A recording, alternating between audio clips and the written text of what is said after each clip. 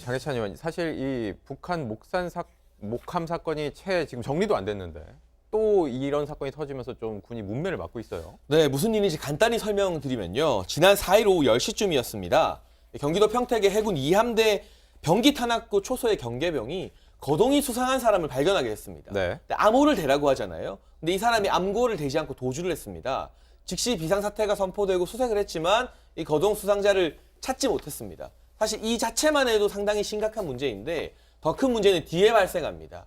이 현장에 지휘통제실 장교가 병사 10명을 모아놓고 이 사건이 알려지면 일이 커질 수 있으니 누가 나서서 대신 자백을 하라고 종용을 하게 된 네. 겁니다. 여기에 대해서 이제 병장 한 사람이 자신이 한번 해보겠다 나서서 헌병대에 가서 본인이 흡연을 하던 도중에 이 경계 요구를 받고 놀라서 도망쳤다면서 허위 자백을 하게 된 겁니다. 사실 거동 수상자가 나타난 것보다 장교가 병사들에게 허위 자백을 종용하고 실제로 거짓 보고를 하게 된 이 사태가 훨씬 심각한데요. 말씀해 주신 것처럼 북한 목선 사고 같은 경우도 정치권에서 논란이 한창인데 곧이어서 이런 허위 자백 사건까지 해군에서 터졌다는 것. 우리 군의 기강해의 문제가 정말 심각하다는 생각을 안 할 수가 없는 그런 대목입니다. 이게 지금 12일 날 언론에 공개가 되면서 국방부 네. 조사가 들어간 거예요. 그 순서도 굉장히 좀 바람직하지는 않아 보이는데요. 국방부 조사가 들어갔더니 만 하루가 되지 않아서 용의자 검거가 됐습니다.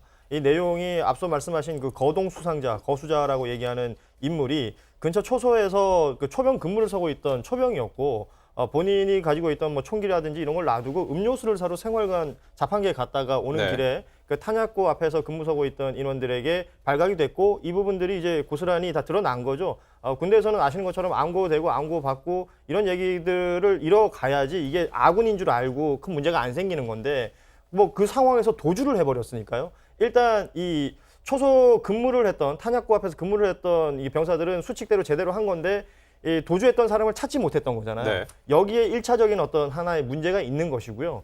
또 하나의 문제는 앞서 얘기했지만 이 허위 자백을 종용하고 또 병장이라고 하면 군생활 할 만큼 했다라는 겁니다. 이 정도는 해도 괜찮겠다, 문제가 되지 않겠다라는 생각이 있었을 거라고 저는 생각이 되고요. 그 장교가 이런 허위 자백을 종용할 때도 이렇게 해서 우리끼리 빨리 해결을 하자라는 네. 생각이었을 텐데 이런 마음가짐을 가졌다는 것, 또 실제 이런 일들을 행동으로 옮겼다는 것, 큰 비판을 받아 마땅할 것으로 보입니다.